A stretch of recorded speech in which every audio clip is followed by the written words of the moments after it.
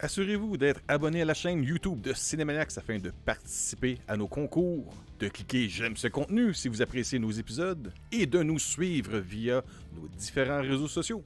Sur ce, bienvenue à Cinémaniacs. De la lumière pour Cinémaniacs, je vous souhaite la bienvenue, émission du vendredi 7 mai 2021. Je voudrais en profiter pour vous inviter à vous... à vous abonner à la chaîne YouTube de Cinémaniacs et cliquer le petit cloche pour recevoir les notifications de chacun de nos épisodes qui sont habituellement aujourd'hui un petit peu en retard. Problème technique avec le son, mais le lundi, mercredi et vendredi dès 7h le matin, heure de New York, peu importe où vous êtes dans le monde, heure de New York, 7h le matin, lundi, mercredi et vendredi. Je veux vous rappeler que nous avons présentement deux concours. Le premier est un concours pour le Blu-ray dans un Steelbook de Marvel Studios Iron Man. Je pense que je l'ai dit dans le désordre, mais vous comprenez ce que je veux dire. Pour les premiers 1000 abonnés. Dès qu'on obtient 1000 abonnés, on fait le tirage et l'un d'entre vous pourra avoir la chance de gagner ce boîtier en Steelbook de Iron Man qui ne se retrouve plus dans les magasins. Si vous êtes un fan des films de Marvel, c'est un beau petit cadeau à gagner. Et la façon de participer, c'est tout simplement de trouver dans la section, dans la playlist de notre chaîne, dans les concours, aller sur la vidéo de Iron Man, la vidéo, vous allez voir le concours et puis vous laissez un commentaire là-dedans, vous likez la vidéo et vous devez bien sûr être un abonné de la chaîne YouTube de Cinémaniacs. Deuxième concours que l'on a, à chaque mois dorénavant, on aura un concours mensuel. Présentement, on va aller dans la section des Funko Pop. Et pour le succès de Godzilla vs Kong, on a décidé de choisir un Funko Pop de Godzilla. Ce que vous devez faire, c'est parmi les vidéos qui sont en ligne durant le mois de mai, mettez un commentaire dans chacune des vidéos, le plus que vous pouvez, dépendant lesquelles que vous allez voir.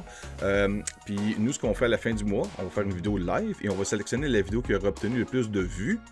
Et parmi les commentaires, on a un logiciel automatisé en application dans notre studio YouTube qui pourra sélectionner un gagnant parmi ceux qui auront laissé un commentaire dans cette vidéo. Donc, vous voulez avoir une chance de gagner, mettez le plus de commentaires dans le plus de vidéos possible durant le mois. La vidéo qui aura été le plus vue sera la vidéo sélectionnée pour trouver un gagnant à travers les commentaires de cette vidéo-là. Tout simple. Autre chose que je voulais parler aussi, je voulais faire un petit shout-out, un petit cri de joie afin de féliciter les gens de Marvel Studios pour la vidéo qu'ils ont fait en début de semaine. On va en reparler lors du prochain Bon Matin Marvel, le mercredi prochain, mais ça va être une très belle vidéo si vous ne savez pas de quoi je parle. La vidéo qui montre un peu les films qui s'en viennent d'ici 2023. Oui, il y a beaucoup d'autres projets qui vont venir, des projets aussi sur Disney+, mais là on parlait des films qui vont être offerts au cinéma avec les nouvelles dates, les nouveaux titres aussi. Je vous en parlerai plus en détail mercredi prochain lors de notre prochain épisode de Bon Matin Marvel avec Benoît Vincent Roch qui va être avec moi en tant que collaborateur. La semaine prochaine, oui, je vais vous dire vite, la semaine prochaine, je vais vous parler de Jupiter's Legacy. Je vais regarder tous les épisodes et vous en faire un résumé complet, puisqu'il y a 8 épisodes qui sont disponibles maintenant pour la saison 1. Il y avait ça, je pense, le volume 1 sur Netflix, Jupiter's Legacy, qui vient de Mark Miller, de son Miller World. Très, très hâte de regarder ça, puis vous en parler par après. On fera un genre de point de vue, opinion, review sur l'ensemble de la série d'un coup dès le prochain épisode de Cinémaniacs. Puis j'ai aussi eu la chance de regarder The Wandering Earth, un film asiatique. Je vais vous la nationalité, je prendrai toutes les informations nécessaires pour vous parler de ce film assez étrange de science-fiction où est-ce que les gens de la Terre s'unissent afin de propulser la Terre dans un autre système solaire afin de nous sauver de la désintégration du Soleil. Ouais, à fucker en tabarouette. Bon, de quoi donc on va commencer à vous parler? Je pourrais commencer à parler de Stranger Things qui vient de sortir une nouvelle publicité, une nouvelle annonce, bande-annonce, teaser pour la 4e saison qui s'en vient quand même bientôt. Je ne sais pas exactement quand est-ce que ça va sortir. Je ne sais pas si ça va être d'ici la fin de l'année 2021 ou en début 2022. Mais j'ai très hâte de voir où on s'en va avec ça. J'ai fait un petit montage dans la vidéo que vous voyez ici-dessous, où est-ce qu'il y avait une annonce qui était sortie il y a quelques temps, où est-ce qu'on voyait l'un des personnages qui, on pensait qu'il était mort. Spoiler, désolé, l'annonce elle est sortie, c'est pas moi qui vous spoil le fun, mais qui a survécu, mais qui a l'air à se réveiller en URSS. On s'en va dans la lignée des Rocky 4, là, je sais pas c'est où est-ce qu'on s'en va, mais ouais, il y a ça. Et la nouvelle annonce qui est sortie cette semaine nous ramène un peu, c'est un genre de backstory, un prequel, un peu, je pense qu'on va accentuer un peu la 4e saison sur 11, sur 11, sa formation, son éducation, comment qu'elle a été... peut-être comment elle a eu ses pouvoirs, qu'est-ce qui explique un peu tout ça. Fait que je sais pas où est-ce qu'on s'en va là. Les deux des personnages principaux de la série qu'on a vu en teaser trailer. Peut-être que les prochaines vidéos vont se centrer sur les autres aussi personnages de la gang de Stranger Things. On verra bien. Je sais pas ce que vous en avez pensé. Moi, j'ai très très hâte de voir ça. J'ai vu les 3 saisons et les gens qui me connaissent savent que je regarde pas beaucoup de séries télé.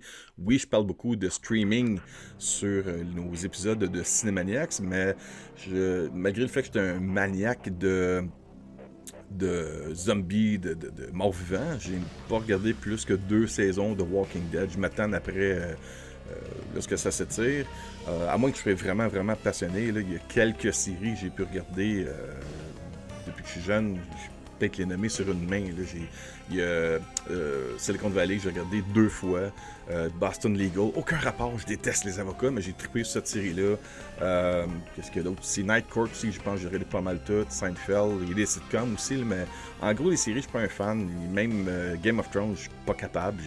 J'embarque pas pantoute là-dedans. Mais Stranger Things, j'ai écouté 3 saisons, ça se regarde bien. Il y a beaucoup de nostalgie aussi qui embarque là-dedans pour moi, c'est même chercher. Les gens qui travaillent là-dessus, c'est comme s'ils feraient la série pour donner la lumière, carrément. Alors, je sais pas ce que vous attendez de la série, de la saison 4 de Stranger Things, si vous avez hâte, si vous allez la regarder. Qu'est-ce que vous avez pensé jusqu'à date des 3 saisons? Certains vont dire qu'elles sont inégales un peu. Il y a des épisodes dans chacune des saisons qui sont un peu des fillers qu'on appelle, qui ne servent pas grand-chose, mais qui servent à comme nourrir l'histoire dans son ensemble. Alors, c'est ça. Je vais parler un peu de Stranger Things qui s'en vient, puisqu'à chaque fois que Netflix offre de quoi de nouveau sur cette série-là, ben, les gens s'emballent sur Internet, on le voit beaucoup là, dès que cette nouvelle bande-annonce avec Eleven apparue sur les internets, comme on dit. Je voyais des posts de ça partout, tout le monde partageait cette bande-annonce-là. Alors, ouais, j'ai bien hâte de voir ça. Puis, j'imagine qu'on pourra peut-être s'aventurer à faire peut-être une série de capsules, d'épisodes sur Stranger Things. Tout dépendant. On pourrait peut-être faire un récapitulatif sur les saisons 1, 2 et 3. Puis, après ça, en faire un sur la 4e saison. Autre sujet, après ça, on a... Ah oui, nouvelle bande-annonce pour A Quiet Place Part 2. Ça fait longtemps que ce film-là aurait dû sortir, bien sûr, dû au problème de la pandémie. Tous les films ont été repoussés et ce film-là, il y a beaucoup de gens qui l'attendent. J'ai bien aimé le premier. J'ai pas été le voir au cinéma, puis je regrette un peu parce que oui, la gimmick du côté silencieux du film, je pense que ça doit être assez magique dans une salle de cinéma. En même temps, je me rappelle que les gens qui avaient été voir le film donnaient des commentaires. Genre, le film était écœurant, mais c'est plate parce que t'entends le monde craquer leur popcorn dans le cinéma tellement que c'est tranquille, ça dérange un peu, ça te sort un peu du film. Donc, j'imagine que là, présentement, avec les nouvelles règles qu'il y a pour... le fait qu'on peut pas manger au Québec, là, je parle à Montréal et au Québec, on peut pas consommer de nourriture dans la salle de cinéma. Je pense que ça va être idéal. Le film il sort le 28 mai 2021, la suite directe du premier A Quiet Place. Il y a de l'air aussi d'avoir une explication de comment tout a commencé, parce qu'on avait quelques flashs de ça dans le premier film, mais là le deuxième, je pense qu'il va y avoir un petit peu plus d'explications d'où les bébites viennent, comment ça a commencé, comment que ça s'est rendu compte que c'est le bruit qui les attirait, qui était leur point faible, je dirais. Et le 2 va peut-être se centrer sur les survivants du premier. Je vous dis pas c'est qui, mais si vous regardez la bande-annonce, vous allez comprendre vite c'est quoi, qui est survivant, pas que c'est quoi, mais qui.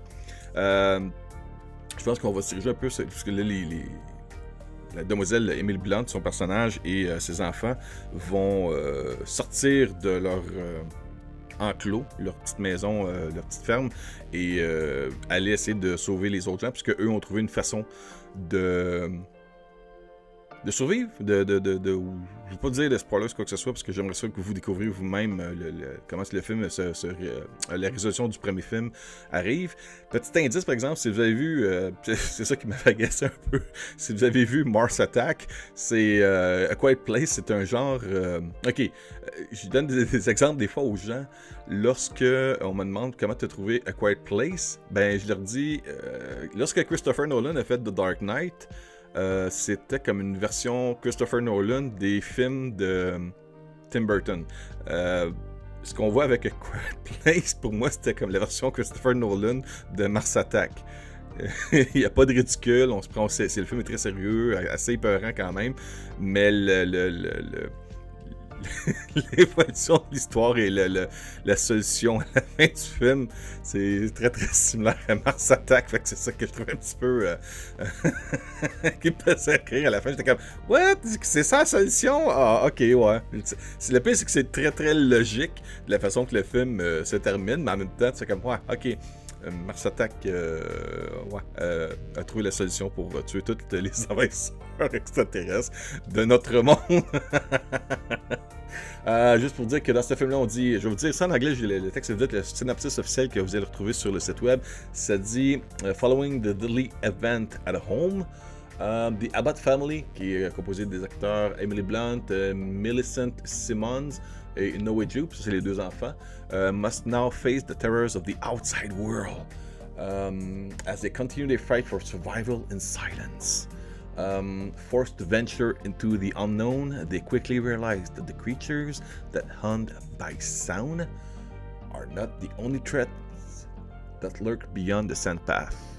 Autrement dit, au-delà du chemin de sable qu'ils ont fait afin de pouvoir marcher sans faire trop de bruit, il y a autre chose qui peut être considéré comme dangereux, autre que les créatures qui chassent à travers le son.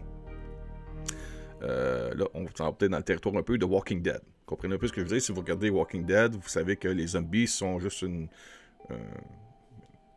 comment je peux dire? Les zombies sont juste un décor. En tant que tel, c'est un dilemme de société des humains, comment les gens vont vivre entre eux en en société par rapport à une menace qui constante envers toutes en tout cas, l'instinct de survie, the survival of the fittest. Je pense que c'est ça qui va rentrer un peu en jeu dans A Quiet Place Part 2, comme on a vu dans la série de... mais non, je me répète, The Walking Dead. Malgré le fait que je n'ai pas regardé tous les épisodes, je me suis quand même tenu au courant de ce qui s'est passé, et c'est à peu près ça, à moins que je me trompe. Peut-être laissez dans un commentaire si je me trompe. Denis, t'as pas rapport, Walking Dead, c'est juste des zombies, puis le monde, ça va travailler tout ensemble. Non, je suis... En tout cas... faut que j'avance un peu. En passant dans le film de Quiet Place Part 2, le film en vedette Emily Blunt, il y a Cillian Murphy qui a joué Scarecrow justement dans le film de Christopher Nolan. Wink wink. Millicent Simmons, Noah Jupe qui reviennent pour les rôles des deux enfants d'Emily Blunt, les enfants survivants. Il y a Jimon Hunson et John Krasinski qui revient pour des scènes avant l'événement de A Quiet Place Part 2 qui vont être montrés, je pense, en backstory dans le film. Je pense que le film va commencer comme ça. Je suis pas mal sûr. Mon instinct, je pense que c'est ça qui va arriver. À moins qu'on se surprenne avec autre chose. C'est John Krasinski qui réalise le deuxième film comme le premier. Notez aussi qu'en arrêt de ça, côté producteur, Michael Bay est derrière ça. Donc Michael Bay faut peut-être penser que c'est pas nécessairement le meilleur réalisateur au monde ou pour raconter des histoires, mais du côté visuel, il y a personne qui peut parler contre sa qualité de production pour les films. Michael Bay est derrière ça pour Quiet Place Part 2. Et ça, c'est présenté dès le 28 mai 2021 pour l'Amérique du Nord. Je ne sais pas encore pour le marché étranger. Si vous êtes en Europe ou ailleurs sur notre belle planète, il y aura peut-être d'autres dates de sortie prévues. Je ne sais pas si c'est une sortie globale ou que ça sera post-daté. J'imagine que les informations pour les dates extérieures de l'Amérique du Nord sont fournies sur le site officiel de A Quiet Place Part 2. Dernier sujet, oui, parce que je ne veux pas quand même faire un épisode trop long, j'ai reçu déjà presque un quart d'heure pour l'épisode. On va parler de Paramount Plus, une nouvelle chaîne de streaming qui a commencé il y a vraiment pas longtemps. Et Paramount Plus, désolé, je postillonne un petit peu. Un petit café si ça vous dérange pas. Bon petit café le matin.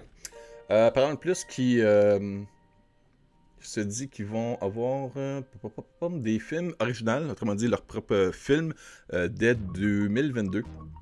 Et l'information que j'ai, c'est qu'ils vont rejeter le mois prochain, au mois de juin, plus de 1000 films sur leur chaîne en streaming de Paramount Plus, qui devrait amener au total à peu près 2500 titres disponibles pour les abonnés de Paramount Plus. Je ne sais pas si c'est disponible là où vous habitez. Je pense que nous, au Canada, c'est disponible. Je n'ai pas encore été vérifié. C'est que je suis déjà débordé avec Crave, Disney+, Amazon Prime et Netflix. Et je manque déjà de temps pour regarder, consommer ce que je veux regarder. Donc, j'ai pas vraiment été poussé à m'abonner à d'autres chaînes, là, Paramount+, j'irai voir, peut-être si ça m'attire. Mais les informations qu'on a là-dessus, c'est que parmi les sites qui vont être ajoutés, il va y avoir The Avengers, puisque à la base, The Avengers, c'est un film de Paramount. Je pense que c'était les 6-7 premiers films du MCU ont été produits par Paramount Pictures avant que le Marvel Studios soit acheté par Disney. The Avengers, il y a Skyfall, Mission Impossible Ghost Protocol, Rocketman, Sonic the Hedgehog et plusieurs autres titres qui vont être ajoutés à la chaîne de Paramount+.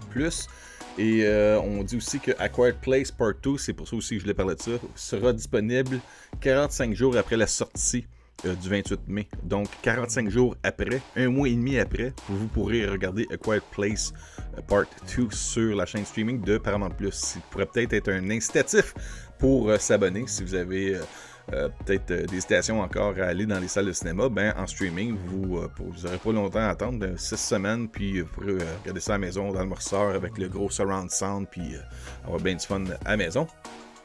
Qu'est-ce qu'on a aussi comme information sur Paramount+. En addition, il y aura d'autres films comme un nouveau Paranormal Activity, Activité paranormale en français. Il y a aussi The In-Between.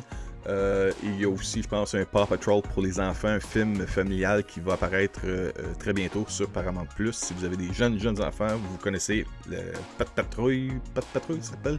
Moi, je pense que c'est Pat Patrouille. C'est ça, dernière information, 2022, Paramount Plus nous informe qu'ils vont offrir chaque semaine un nouveau film original exclusif aux abonnés de Paramount Plus sur le streaming. Ça, c'est à part les films qu'ils vont offrir au cinéma. Donc, chaque semaine, on aura un nouveau titre à regarder sur Paramount+. Donc, je pense qu'ils sont très très sérieux dans ce combat du streaming à travers toutes les chaînes de streaming disponibles. Tout le monde veut avoir votre argent. Tout dépendant comment que ça coûte, qu'est-ce que vous cherchez aussi, parce qu'il y a aussi Hulu, il y a Peacock pour Universal. Qu'est-ce qu'il y a d'autre aussi? Mon Dieu, HBO Max. Mais nous, on a différents produits au Canada avec Crave qui va chercher les produits d'HBO. Qu'est-ce qu'il y a d'autre? Il y en a plein, là. C'est pas évident en même temps, c'est à vous de décider combien de temps vous avez dans une semaine ou dans le mois pour consommer du divertissement à la télévision en streaming. Puis après ça, de voir chaque chaîne de streaming, qu'est-ce qu'ils vous offrent et lesquels valent la peine pour vous d'être abonné. Il y a aussi une question de budget, qu'est-ce qui coûte quoi, combien vous avez. Moi, ce que je vous suggérerais, c'est un peu comme ça qu'on fonctionne chez moi. Il y a deux choses qui sont importantes. Le nombre de temps que j'ai à regarder la télévision et aussi mon portefeuille. C'est pas mal les deux choses qui décident de mes abonnements. Vous pouvez le prendre par mois. Donc, après 2-3 mois, si vous avez regardé pas mal tout ce que vous voulez sur une chaîne, vous vous désabonnez, puis vous vous abonnez sur une autre chaîne, puis vous allez regarder tous les produits qui sont sur cette chaîne-là, puis vous revenez 3-4 mois après sur un autre. Vous n'êtes pas obligé de t'abonner à toutes les chaînes en même temps. Fait que c'est une belle option, je trouve, de pouvoir peut-être magasiner de temps à autre, puis de voir qu'est-ce qui vous intéresse, tout dépendant de ce qui est offert sur différentes chaînes de streaming. Là-dessus, je vous invite une dernière fois à vous abonner à notre chaîne YouTube afin de participer à nos concours, que ce soit mensuel ou de concours pour nos premiers 1000 abonnés de la chaîne YouTube de Cinemanex.